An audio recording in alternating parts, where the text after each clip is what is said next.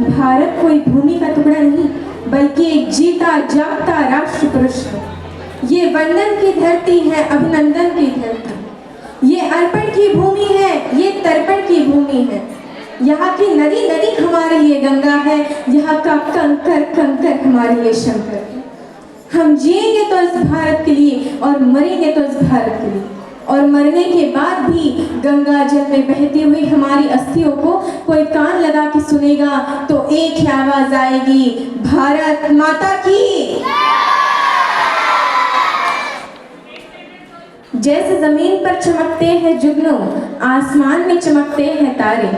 जैसे जमीन पर चमकते हैं जुगनू, आसमान में चमकते हैं तारे, कुछ ऐसे ही हैं आदरणीय बाठी सर और बाठी मैम हमारे श्री समर्थ पब्लिक स्कूल के एक सितारे और स्कूल का यशस्वी नेतृत्व संभालने वाले आदरणीय प्राचार्य महोदया, आदरणीय उप प्राचार्य महोदय।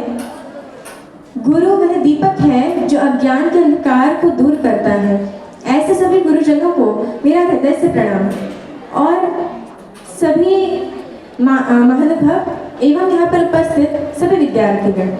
मैं स्नेहा कविता मिश्र वैराले कक्षा 8वीं डायमंड से आज के स्वतंत्रता दिन पर कुछ विचार अभिव्यक्ति हेतु उपस्थित हूँ। आजादी की दुल्हन ये ऐसे ही नहीं बिहाई है, खूनी नदी बही हमारी गर्दन तक कटवाई है। गोरों के शासन में देखो कितने अत्याचार हुए, आम आदमी खास आदमी जो भी थे लाचार हुए। फांसी के फंदे पर था अशफाक खुशी से झूमा था, वीर भगत ने फांसी के फंदे को हंसकर चूमा था। राजगुरु राजेंद्र लहरी शेखर की अजब कहानी थी, जान लुटा दी मातृभूमि पर कितनी गजब जवानी।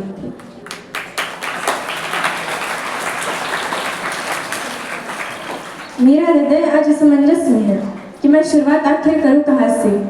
मैं शुरुआत करूं उस भारत से जहां 140 करोड़ लोग 22 भाषा और 1600 से अधिक बोलियों में बात करते हैं, जहां राजनीति मात्र सत्ता का खेल नहीं बल्कि विचारों की विविधता का दर्पण है। या उस भारत की सांस्कृतिक जटिलता से जहाँ 4000 जातियाँ, 25,000 उपजातियाँ, 49 गोत्र और 8 प्रमुख धर्म हैं, जहाँ विचारों की क्रांति ने न केवल भारत को बल्कि पूरे विश्व को दिशा दी है। यकीन मानिए उन लोगों ने भारत की आज़ादी के कुछ नाम हम गिन लेते हैं जिन लोगों ने प्राण दिए। ऐसे बहुत सारे नाम हैं जिन्हें हम जानते तक नहीं हैं, परंतु यदि उन्होंने प्राण नहीं दिए होते तो इस तिरंगे के नीचे खड़े होकर आज हम मुस्कुरा नहीं रहे होते। उनके लिए सिर्फ एक पंक्ति कहूंगी कि जिस दिन तो शहीद हुआ न जाने किस तरह तेरी माँ सोई होगी, कि जिस दिन तो शहीद हुआ न जाने किस तरह तेरी माँ सोई होगी। मैं तो बस इतना जानूं वह गोली भी तेरे सीने में उतरने से पहले रोई होगी।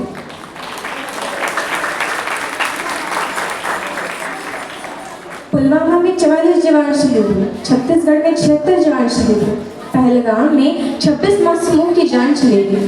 तब कोई भी मानवाधिकार की दुहाई देने वाला हमारे पक्ष में आकर खड़ा नहीं हुआ, परंतु जब जैन विश्वविद्यालय में एक देशद्रोही के द्वारा भारत तेरे टुकड़े होंगे अफजल हम शर्मिंदा है जैसे देशद्रोही नारे लगते हैं तो सारे मानवाधिकार की ज्ञाता उसके पक्ष में जाकर खड़े हो जाते हैं। तभी तो क्या कहा था उस देशद्रोही ने कि तुम एक अफजल को मारोगे हर घर से अफजल निकलेगा। तो मैं भारत की बेटी अपनी भारतीय सेना की तरफ से आज ये ऐलान करती हूँ कि उस घर में घुसकर मारेंगे जिस घर से अफजल निकलेगा, वो कोख नहीं पलने देंगे जिस कोख से अफजल निकलेगा। उठो देश के वीर जवानों, तुम सिंह बनकर दहाड़ दो और एक तिरंगा झंडा उस देशद्रोही के सीने में गाड़ दो।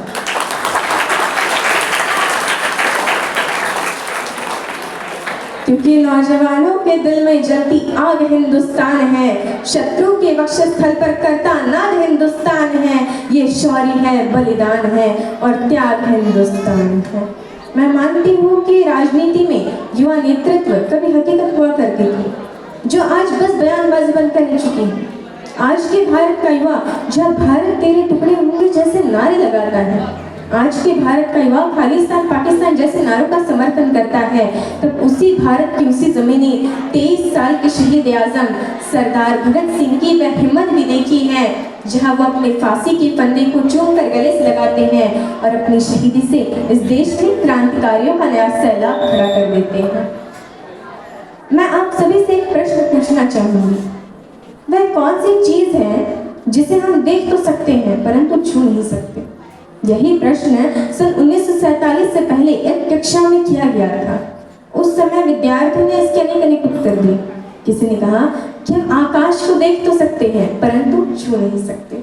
किसी ने कहा कि हम सूरज को देख तो सकते हैं परंतु छू नहीं सकते। लेकिन उसी कक्षा के बाहर खड़ा होकर पढ़ने वाला एक छात्र दबदबाई आंखों को लेकर खड़ा हुआ और पानी के भरे हुए घड़े की तरफ देखकर बोला कि मैं प्यास से तड़प कर मर भी रहा हूँ, फिर भी मैं इस पानी के घड़े को केवल देख सकता हूँ, छू नहीं सकता, क्योंकि मैं एक अछूत जाति का हूँ। वो अछूत जाति का विद्यार्थी कोई और नहीं बल्कि हमारे भारत के संविधान के निर्माता डॉक्टर बाबा साहेब भीमराव अम्बेडकर जी थे। आज 78 वर्षों के बाद कक्षा भी वही है, सवाल भी वही है, पानी का घड़ा भी वही है, परंतु यदि कुछ बदला है तो वो ये कि किसी भी जाति का छात्र हो वो सबके साथ बैठकर पढ़ भी सकता है, खेल भी सकता है, पानी भी पी सकता है, और इतना ही नहीं, इस देश के सर्वोच्च पद पर बैठकर एक आदिवासी महिला राष्ट्रपति के रूप में प्रगति का मार्ग प्रशस्त कर सकता है।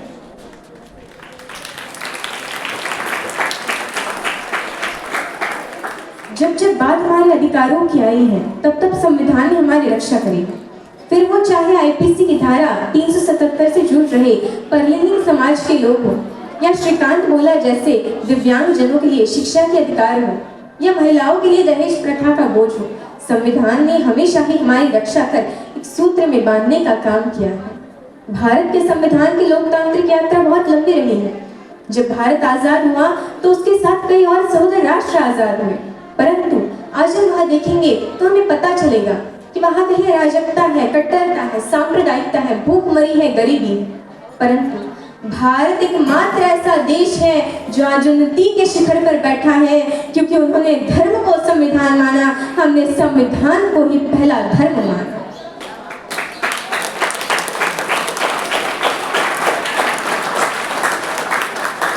लंदन में मुस्कुराते हुए कभी चर्चिल ने कहा था कि ये देश आजाद हो भी जाए तो भी बहुत दिन तक टिकेगा नहीं, ये टूट कर बिखर जाएगा।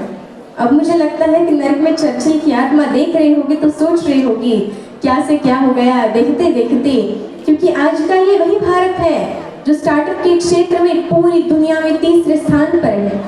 ये वही भारत है जो ओलंपिक केंद्र टोक्यो की धरती पर झंडा तिरंगा लहरा देता है। ये वही भारत है जो चंद्रयान 3 को पृथ्वी से चंद्रमा तक पूरी दुनिया में सबसे कम बजट में पहुंचा देता है, क्योंकि हमने अपने कर्तव्यों का निर्वहन किया है। और अगर इसी तरह इस देश का प्रत्येक नागरिक अपने कर्तव्यों का निर्वहन करता रहा तो यकीन मानिए 2047 तक विकसित भारत का लक्ष्य एक सूक्ष्म मात्र होगा। इसलिए मैं जाते जाते इतना कहना चाहूंगी कि वर्तमान का गूगल हो, माइक्रोसॉफ्ट या पेप्सी हो, इन सबको भी दिए हैं हमने अपने भारत के सीईओ। अब भी पूरी दुनिया में सबसे ज्यादा डॉक्टर्स हमारे हैं, खेल जगत में चमकने वाले भी भारत के सितारे हैं। अपने पौरुष के बल पर दुनिया को सदा बतलाएंगे, विश्व गुरु हम कल भी थे, आज भी हैं और सदा कहलाएंगे। उत्तरं यत् समुद्रस्य हिमाद्रेश्चैव दक्षिणं वर्षं तद् भारतं नाम भारती यत्र सन्तति। अर्थात समुद्र के उत्तर में और हिमालय के दक्षिण में जो देश है उसे भारत कहते हैं तथा उसके नागरिकों को भारतीय कहते हैं। हमारा भारत जिसकी परिकल्पना उस वटवृक्ष के समान है, जिसकी जड़ें हमारी पुरातन संस्कृति हो, जिसका तना हमारे लोकतांत्रिक मूल्य हो, जिसकी शाखाएं हो सबका साथ, सबका विकास, सबका विश्वास, युवा कौशल्य जिसकी पत्तियां हो, जिसे सींचे हम अपने परिश्रम से और फल स्वरूप मिले हमें विकसित विश्व गुरु भारत। क्योंकि युवाओं की कोई एक स्पष्ट परिभाषा नहीं, अभी तो वो परिदृश्य अवश्य है। वो युवा जो संजीवनी पर्वत लाने में अदम्य साहस रखे, जो गोवर्धन धारी बनकर मर्यादा पुरुषोत्तम से रक्षा करें।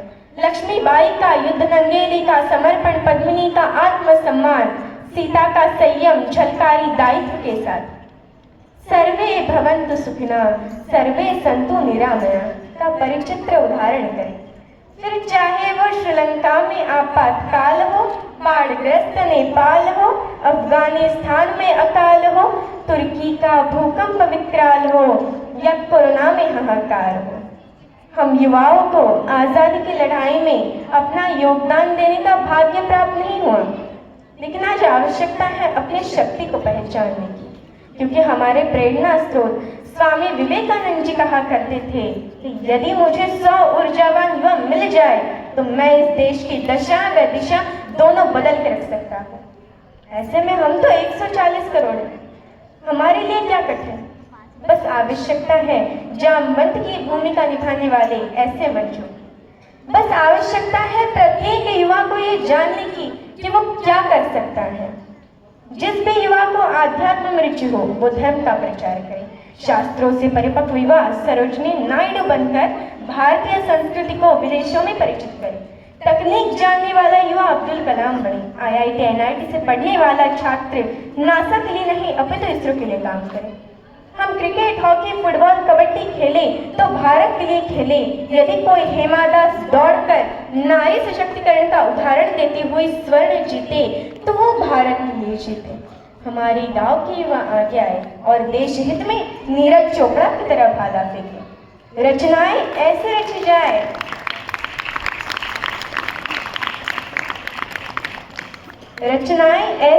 जाए कि साहित्य का नोबेल भारत को प्राप्त हो। हम शिष्टाचार यूँ बनाएं कि जापान से पहले भारत का नाम हो। हमारा भारत एक ऐसा बाग है जिसमें अलग अलग धर्मों के और अलग अलग जातियों के फूल खिलते हैं। हमें उन व्यापारियों की जरूरत नहीं है जो व्यापार करने के लिए फूलों को डालियों से अलग कर दें। हमें तो उन मालियों की आवश्यकता है जो अलग अलग फूलों को सलीके से सजाकर बाग की सुंदरता में वृद्धि करें। जो चांद करवा चौथ का अर्घ लेता है वही चांद ईद की इत्तला भी देता है। चांद ने कभी महसूस नहीं किया हिंदू और मुस्लिम, क्योंकि चांद को वोट नहीं चाहिए। जाति की समस्या का एक ही समाधान है कि जब वो तोड़ने आए तो हम टूटे नहीं। जिन समाचार पत्रों में द्वेष की खबरें छपे उन्हें हम पढ़ना बंद कर दें तो समाचार पत्र अपने आप सुधर जाएंगे। यदि जो अशांति फैलाने वाले लोग हैं उनको हम अखबार की सुर्खियों में छापते हैं और जो शांति के दूत हैं उनका जिक्र करना भूल जाते हैं।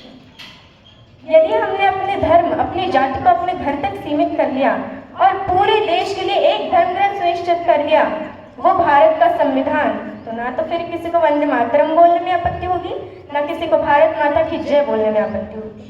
तो चलिए हम सभी मिलकर ये मंत्र एक बार बोलते हैं, बिना ये सोचे हम हिंदू हैं, मुस्लिम हैं, उच्च जाति से, नीच जाति से, भाजपा से, कांग्रेस से, एक बार भारतीय होकर बोलते हैं, वंदे वंदे भारत माता की, भारत माता की।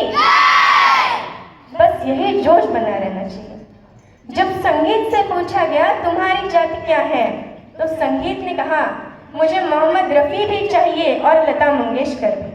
हमें भारतीय राजनीति में पंडित अटल बिहारी वाजपेयी भी चाहिए और APJ अब्दुल कलाम भी। इसके साथ मैं इतना कहना चाहूँगी और आप सभी को आह्वान करना चाहूँगी कि उठो जवान देश की वसुंधरा पुकारती, उठो जवान देश की वसुंधरा पुकारती, ये देश है पुकारता पुकारती माँ भारती, पुकारती माँ भारती। जय हिंद, जय भारत, धन्यवाद।